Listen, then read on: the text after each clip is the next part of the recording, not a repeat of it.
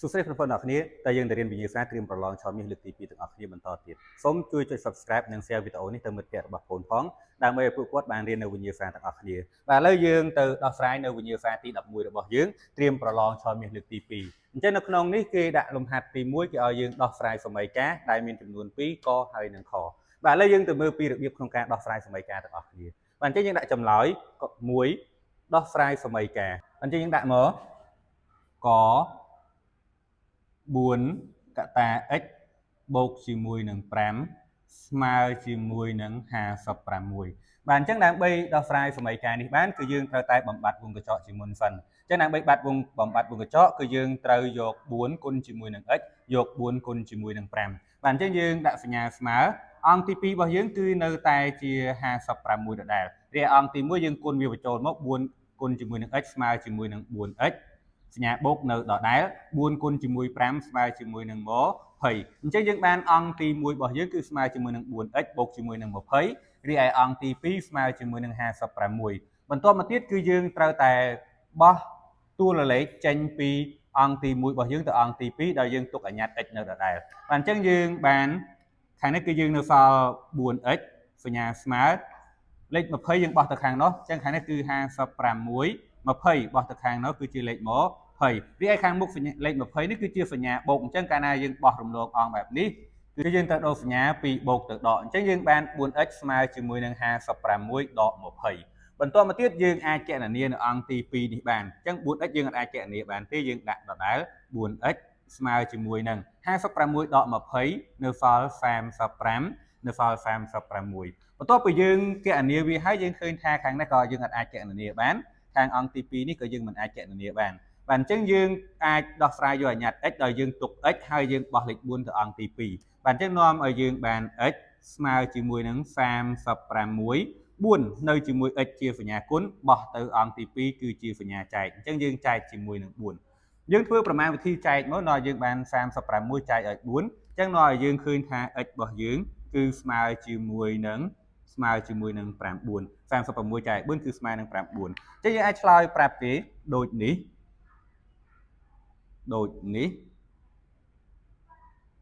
x ស្មើជាមួយនឹង5 4បាទអញ្ចឹង x ស្មើ9គឺជាចម្លើយរបស់យើងនៅក្នុងលំហាត់កបាទឥឡូវយើងចូលដល់លំហាត់ខវិញម្ដងអញ្ចឹងលំហាត់ខ15កតាឲ្យ5ដក3ស្មើជាមួយនឹង 2x បាទអញ្ចឹងយើងសរសេរប្រធានរបស់យើងចូលមកខ15កតាឲ្យ5ដក x ដក3ស្មើជាមួយនឹង 2x បាទអញ្ចឹងក្នុងលំហាត់នេះក៏ស្រដៀងជាមួយនឹងលំហាត់របស់យើងខាងលើដែរយើងអាចគុណតួលេខអ្នកខាងក្រៅចូលខាងក្នុងនៃវងកញ្ចក់ឬក៏យើងអាចគណនាវាបានដោយសារយើងឃើញថា5ដកជាមួយនឹង3យើងអាចដកបានអញ្ចឹងយើងដកវាឲ្យក៏បានដែរចាំយើងមកគុណជាមួយនឹង15នៅឲ្យយើងបានស្មើជាមួយនឹង15អញ្ចឹង5ដក3នៅសល់2ស្មើជាមួយនឹង2ស្មើជាមួយនឹង 2x បាទអញ្ចឹងវងកញ្ចក់របស់យើង15វងកញ្ចក់ជាមួយនឹង2គឺស្មើជាមួយនឹង15គុណជាមួយនឹង2អញ្ចឹងយើងអាចលុបវងកញ្ចក់បានហើយយើងដាក់សញ្ញាគុណបែបនេះក៏បានដែរបាទអញ្ចឹងយើងអង្គទី1យើងឃើញថា15គុណជាមួយនឹង2ស្មើជាមួយនឹង 2x 15គុណនឹង2យើងអាចគណនាបានគឺស្មើជាមួយនឹង30រីឯអង្គទី2គឺស្មើជាមួយនឹង 2x ដដែលយើងត្រូវការ x អញ្ចឹងយើងបោះលេខ2មកខាងនេះមកវិញអញ្ចឹងយើងអាចសរសេរបែបនេះបានឬ 2x ស្មើជាមួយនឹង30អញ្ចឹងយើងអាចសរសេរត្រឡប់អង្គមកវិញក៏បានដែរដែលយើងទុក x នៅក្នុងអង្គទី1ដើម្បីឲ្យយើងងាយស្រួលបោះលេខ2ទៅងាយស្រួលមើលយើងក៏អាចបោះមកខាងនេះក៏បានដែរប៉ុន្តែក្រែងលុយថាយើងពិបាកមើលអញ្ចឹងលោកគ្រូសូមនាំយក 2x ដាក់នៅក្នុងអង្គទី1បាទអញ្ចឹងយើងត្រូវការ x យើងសរសេរមក x យើងបោះលេខ2ចេញទៅនៅឲ្យយើងបាន30ចែកឲ្យ2បាទអញ្ចឹងយើងធ្វើប្រមាណវិធីចែកមកនោះយើងនឹងឃើញថា30ចែកឲ្យ2ស្មើជាមួយនឹង10ស្មើជាមួយនឹង15បាទអញ្ចឹងយើងឃើញចម្លើយរបស់យើងអាចឆ្លើយប្រាប់គេដូចនេះ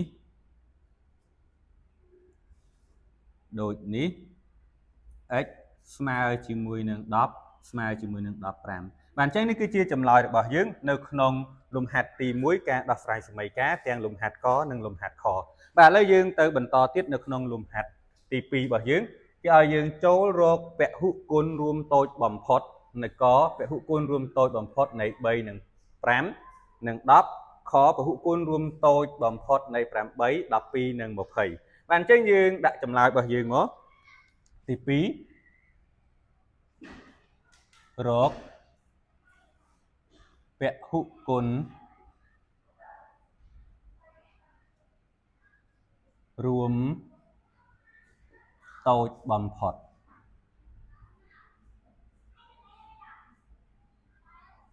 បាទអញ្ចឹងយើងដាក់កពហុគុណរួមតូចបំផុតនៃ3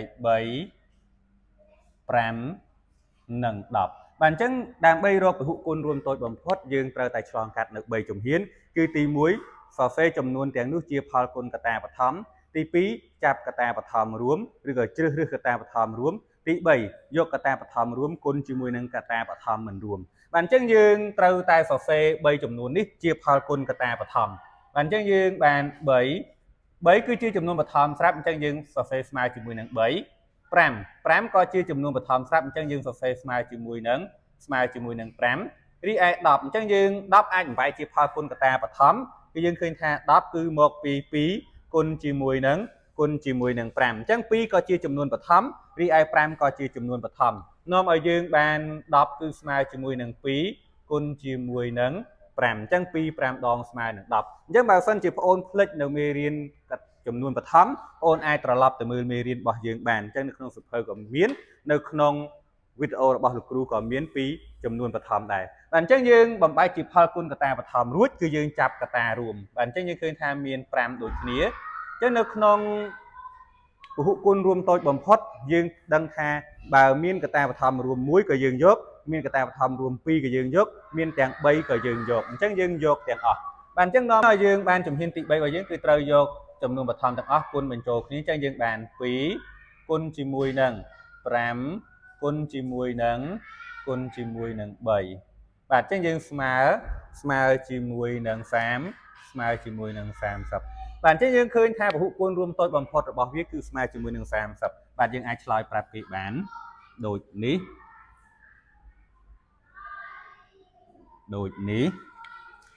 ពហុគុណរួមតូចបំផុតនៃ3 5និង10ស្មើជាមួយនឹង30ស្មើជាមួយនឹង30បាទអញ្ចឹងនេះគឺជាចម្លើយរបស់យើងនៅក្នុងលំហាត់ក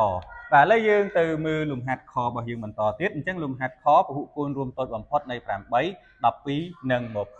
បាទអញ្ចឹងយើងដាក់មកខ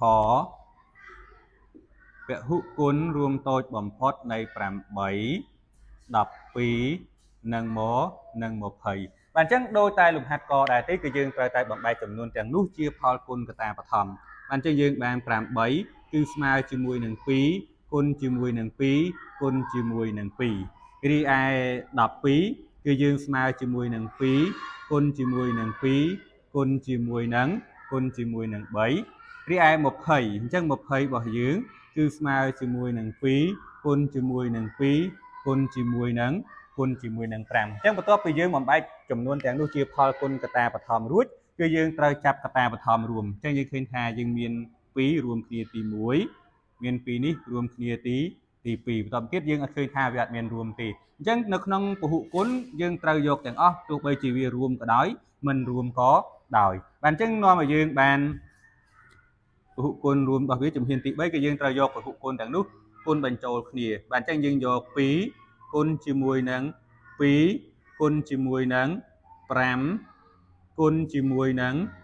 3គុណជាមួយនឹង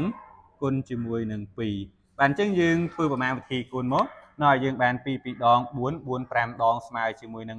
20គុណជាមួយនឹង3ស្មើជាមួយនឹង60គុណជាមួយនឹង2ស្មើជាមួយនឹង100មក120បាទអញ្ចឹងយើងឃើញពហុគុណរួមតូចបំផុតរបស់វាគឺស្មើនឹង120យើងអាចឆ្លើយប្រាប់គេបានដូចនេះពហុគុណរួមតូចបំផុតនៃ8 12និង20ស្មើជាមួយនឹង100មក120បាទអញ្ចឹងយើងឃើញចម្លើយរបស់យើងបញ្ចប់នៅ សំណួរខរបស់យើងបាទឥឡូវយើងបន្តទៀតនៅក្នុងចំណុចទី3គឺចំណោទអញ្ចឹងនៅក្នុងចំណោទនេះគឺយើងមានចំនួន3ចំណោទចំណោទទី1ទី2ជាមួយនឹងចំណោទទី3បាទឥឡូវយើងទៅមើល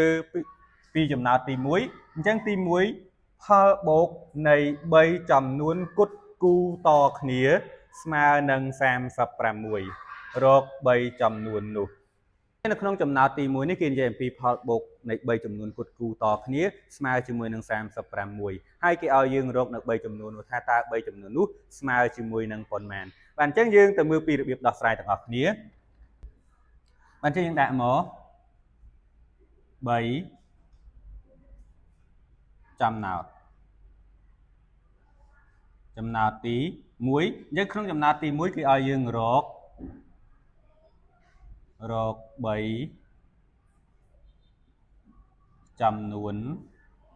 3ចំនួននោះ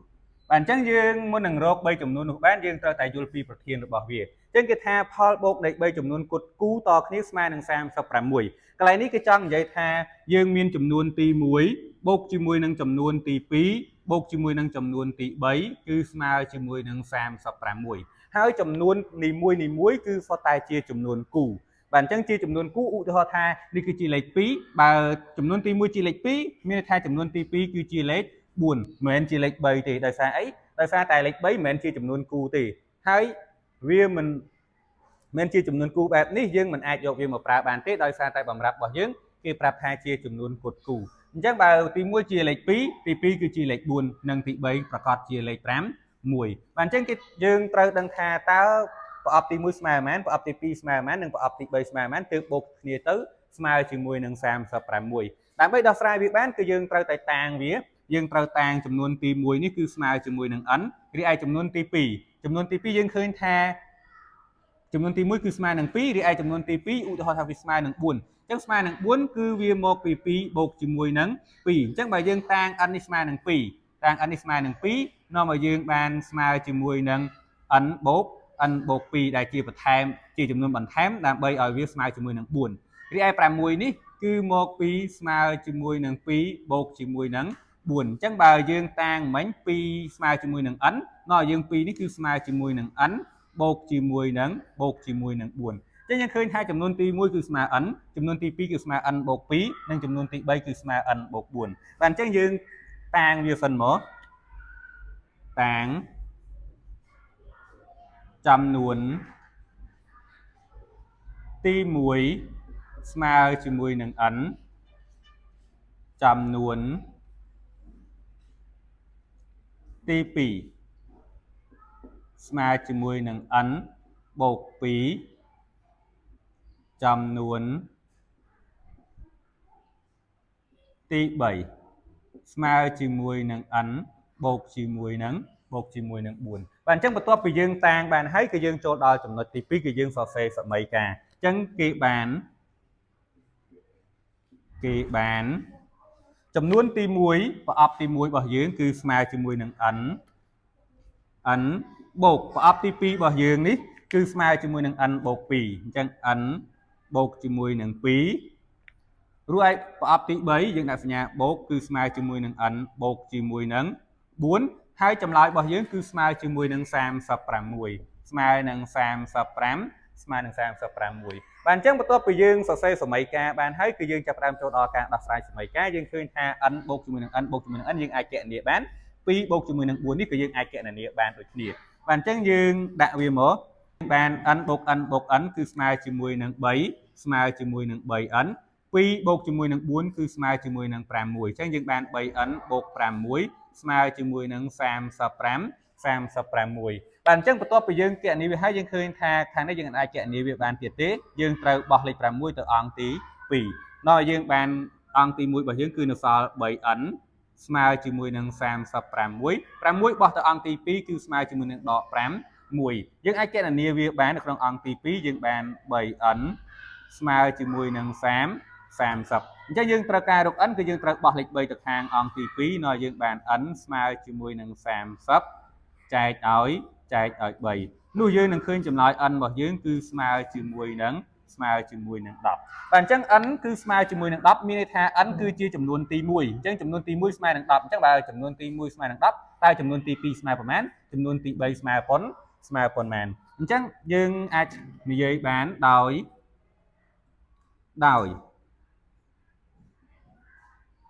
ចំនួនទី1n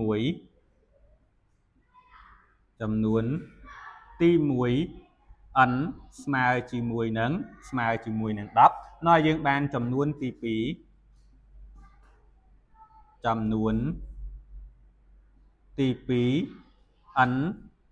បូកជាមួយនឹង2គឺស្មើជាមួយនឹង10បូកជាមួយនឹង2ស្មើជាមួយនឹង12បាទអញ្ចឹងចំនួនទី2គឺស្មើជាមួយនឹង12រីឯចំនួនទី3អញ្ចឹងចំនួនទី3n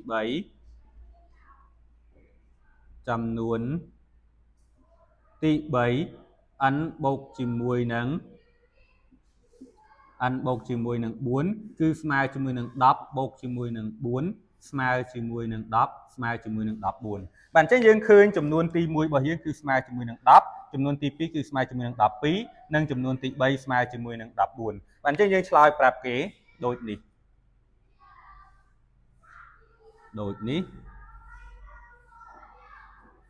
ចំនួនទាំង3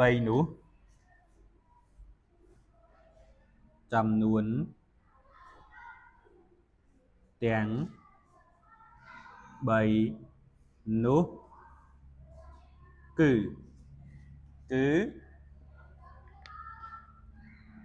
10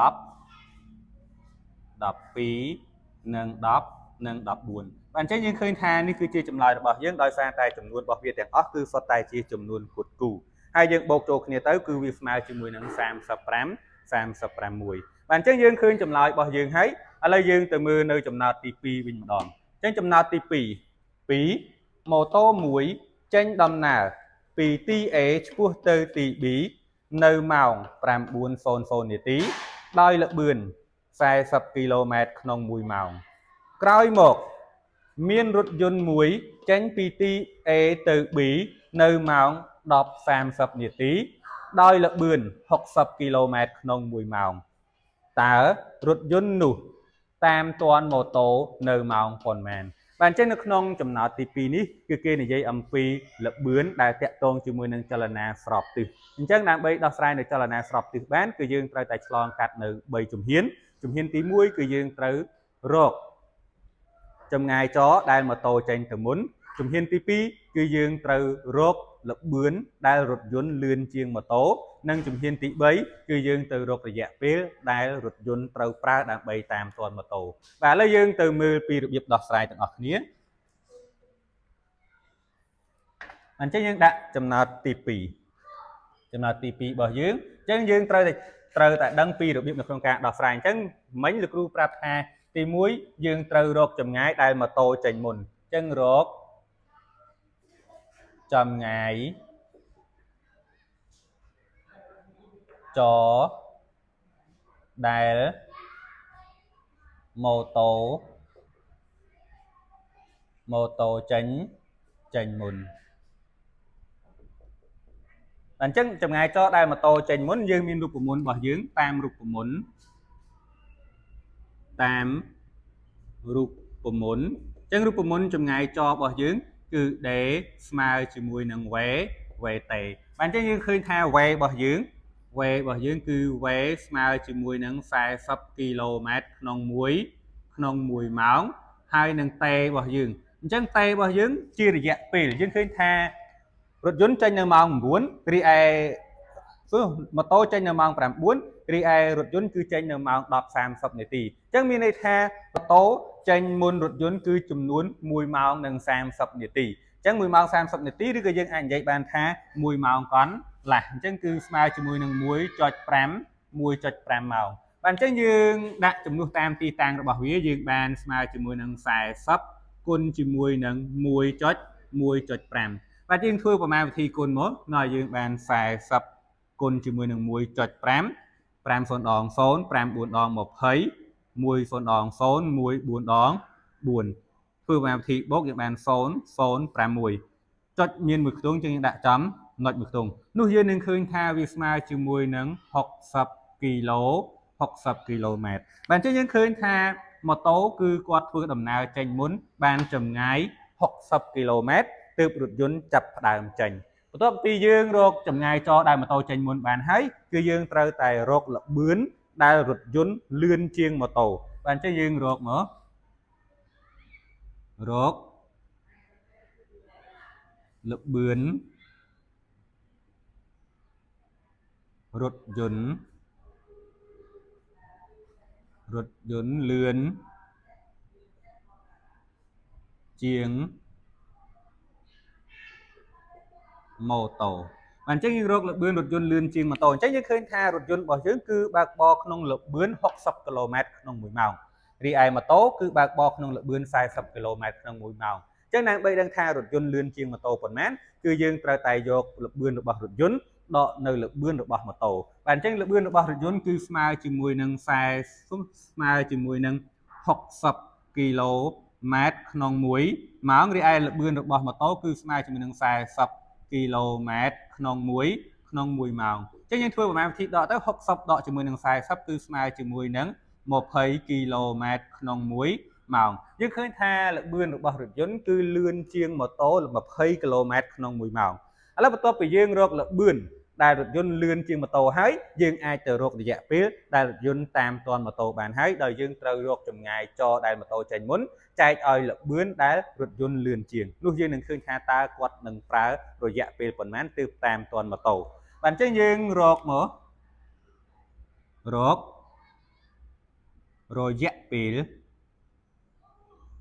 រយៈពេលដែលរថយន្តតាមទាន់ម៉ូតូបាទអញ្ចឹងរករយៈពេលដែលរថយន្តតាមទាន់ម៉ូតូគឺយើងត្រូវយកចម្ងាយចររបស់ម៉ូតូដែលចេញមុនគឺ60គីឡូម៉ែត្រចែកឲ្យល្បឿនដែលរថយន្តលឿនជាងគឺ20គីឡូម៉ែត្រក្នុង1ម៉ោងបាទអញ្ចឹងយើងធ្វើប្រមាណវិធីចែកមកយើងយក60ចែកឲ្យ20បាទអញ្ចឹង60ចែកឲ្យ20យើងឃើញថាកាត់បាន2ខ្ទង់ដាក់បាន3 0ដង0 3 2ដងស្មើជាមួយនឹង6បាទអញ្ចឹងយើងស្មើជាមួយដកមកយើងសល់0នោះយើងនឹងឃើញថាគីឡូម៉ែត្រសម្រួលជាមួយនឹងគីឡូម៉ែត្រគឺយើងនៅសល់ស្មើជាមួយនឹង3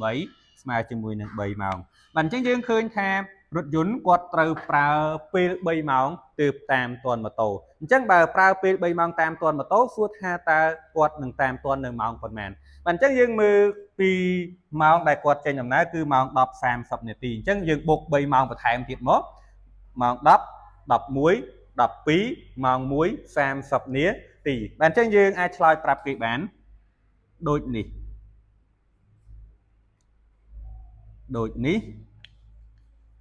រថយន្ត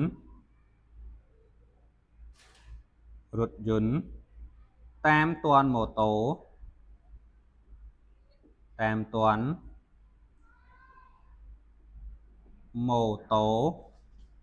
នៅម៉ោងចឹងយើងបូក3ម៉ោងបន្ថែមយើងចាប់ផ្ដើមពីម៉ោង10:30នាទីយើងបូក3ម៉ោងបន្ថែមទៅគឺស្មើជាមួយនឹង13និង30នាទីអញ្ចឹង13:30នាទីឬក៏យើងអាចទៅសេបានថាឬស្មើជាមួយនឹងម៉ោង1និង30នាទីរសៀលបាទអញ្ចឹងយើងអាចឆ្លើយ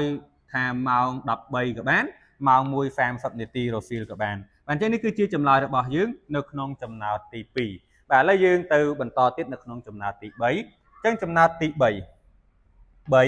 ប្រអប់មួយមានរាងប្រឡេពី8កែងដែល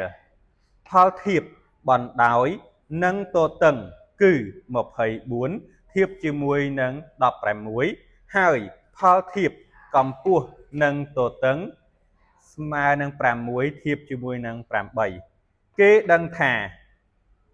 ប្រអប់នោះមានកម្ពស់3ដេស៊ីម៉ែត្រករកបណ្ដោយប្រអប់នោះខរកទទឹងប្រអប់នោះបាទអញ្ចឹងនៅក្នុងចំណោទទី3នេះគេនិយាយអំពីប្រអប់ហើយគេប្រាប់មកវិញគឺជាផលធៀបអញ្ចឹងយើងត្រូវតែដោះស្រាយតាមរយៈផលធៀបបាទឥឡូវយើងទៅមើលពីរបៀបដោះស្រាយ ដើម្បីរកបណ្ដោយនឹងទទឹងរបស់យើងបានអញ្ចឹងយើងទៅមើលដំណោះស្រាយទាំងអស់គ្នាមុននឹងយើងចូលដល់ការដោះស្រាយគឺយើងត្រូវស្រង់នៅអ្វីដែលគេប្រាប់ជាមុនសិនអញ្ចឹងនៅក្នុងនេះគេប្រាប់ពីផលធៀបរបស់យើងគឺបណ្ដោយធៀបជាមួយនឹងតតឹងគឺស្មើជាមួយនឹង24ធៀបជាមួយនឹង15 1និងមួយទៀតគឺកម្ពស់ធៀបជាមួយនឹងតតឹងគឺស្មើជាមួយនឹង6ធៀបជាមួយនឹង8ហើយគេប្រាប់ថាកម្ពស់គឺស្មើជាមួយនឹង3ដេស៊ី3ដេស៊ីម៉ែត្រសំណួរដែលគេសួរគេឲ្យយើងរកបណ្ដោយនិងរកតតឹងបានចេះសំទោសអញ្ចឹងនៅក្នុងនេះគេដាក់កន្លែងនេះគឺជាសំណួរខទេរីឯកន្លែងនេះគឺជាសំណួរកអញ្ចឹងដោយសារតែលោកគ្រូទៅសេហើយចេះលោកគ្រូសូមកែសំណួររបស់យើងមកបែបនេះវិញបាទអញ្ចឹងនៅក្នុងនេះសំណួរករបស់យើងគេឲ្យយើងរកទទឹងនៃប្រអប់អញ្ចឹងដើម្បីរកទទឹងនៃប្រអប់យើងត្រូវតែស្គាល់ពីគូចម្លើយរបស់វាបាទអញ្ចឹងយើងទៅមើលពីទទឹងសិនអញ្ចឹងទទឹងរបស់យើងគឺមានទទឹងគេប្រាប់ជាមួយនឹងទទឹងនឹងបណ្ដោយទទឹងនឹងកម្ពស់យើងមិនអាចទាញទទឹងនឹងបណ្ដោយមកបានទេដោយសារតែយើងអត់មានគូចម្លើយណាមួយដែលតាក់ទងជាមួយនឹងទទឹងនឹងបណ្ដោយប៉ុន្តែយើងអាចទាញពីចម្លើយរបស់យើងគឺកម្ពស់អញ្ចឹងកម្ពស់ធៀបជាមួយនឹងទទឹងយើងឃើញថាកម្ពស់ធៀបជាមួយនឹងទទឹងស្មើនឹង6ធៀបជាមួយនឹង8មានន័យថាកម្ពស់របស់យើងគឺ6រីឯទទឹងរបស់យើងគឺជាលេខ5អញ្ចឹងកម្ពស់6ទទឹង5ហើយយើងឃើញថានៅក្នុងនេះ6ជាផលធៀបគឺស្មើនឹងចំនួនពិតរបស់យើងគឺស្មើជាមួយនឹង3អញ្ចឹងយើងអាចទាញថាតើ8គឺស្មើជាមួយនឹងប៉ុនស្មើជាមួយនឹងប៉ុន្មាននោះយើងនឹងអាចទៅសេវាបានទៅជាសមាមាត្រនៅពេលដែលយើងទៅសេវាជាសមាមាត្របានហើយយើងអាចដោះស្រាយសមាមាត្របានដោយយើងទៅរក n តើ n ជាលេខប៉ុន្មានដោយប្រើវិធីគុណខ្វែងនោះយើងនឹងឃើញថាប្រវែងទទឹងរបស់យើងស្មើនឹងប៉ុន្មានបាទអញ្ចឹងយើងទៅដាក់ចម្លើយរបស់យើងមកចម្លើយទី3ករកប្រវែងទទឹងប្រអប់អញ្ចឹងរកប្រវែងទទឹងប្រអប់យើងតាមសមាមាត្រអញ្ចឹងយើងតាមសមាមាត្រគឺផលធៀបរបស់យើងទកម្ពស់និងទទឹងអញ្ចឹងកម្ពស់និងទទឹងគឺ6ធៀបជាមួយនឹង8ស្មើជាមួយនឹង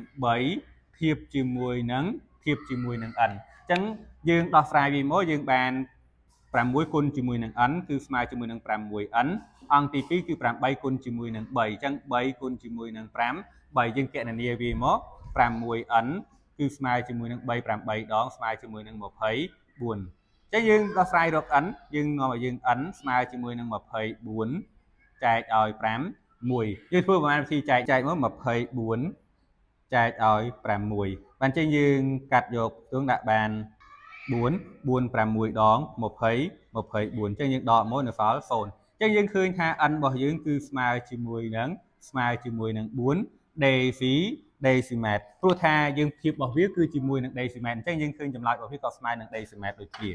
ឡូវយើងអាចឆ្លើយប្រាប់គេបានហើយទទឹងរបស់យើងដូចនេះ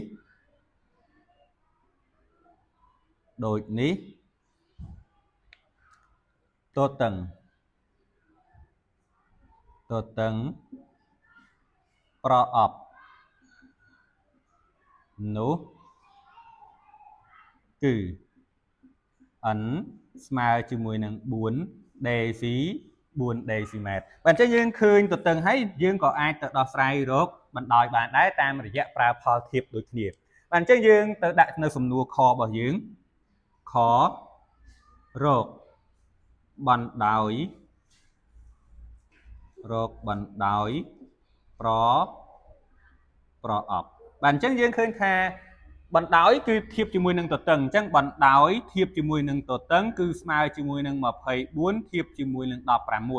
ឡូវយើងឃើញថាបើទទឹងរបស់យើងនេះគឺស្មើជាមួយនឹង4តើបណ្ដោយរបស់យើងនេះគឺស្មើនឹងប៉ុន្មានអញ្ចឹងយើងអាចធ្វើវាបានតាមវិធីសមាមាត្រដូចគ្នាបាទអញ្ចឹងយើងដាក់មកតាមសមាមាត្រ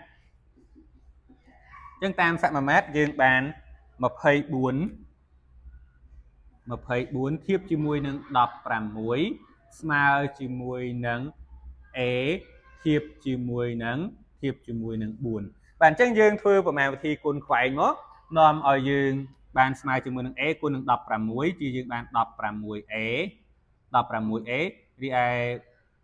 អង្គទី2គឺ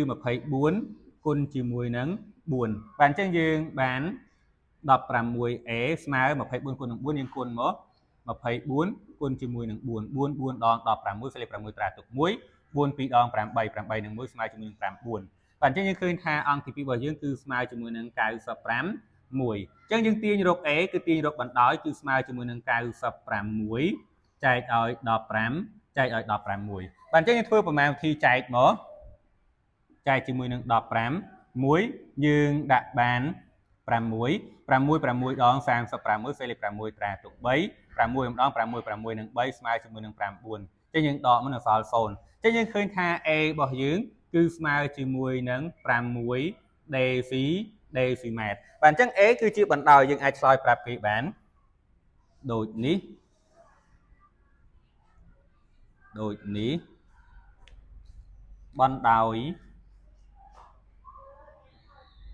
បណ្ដោយ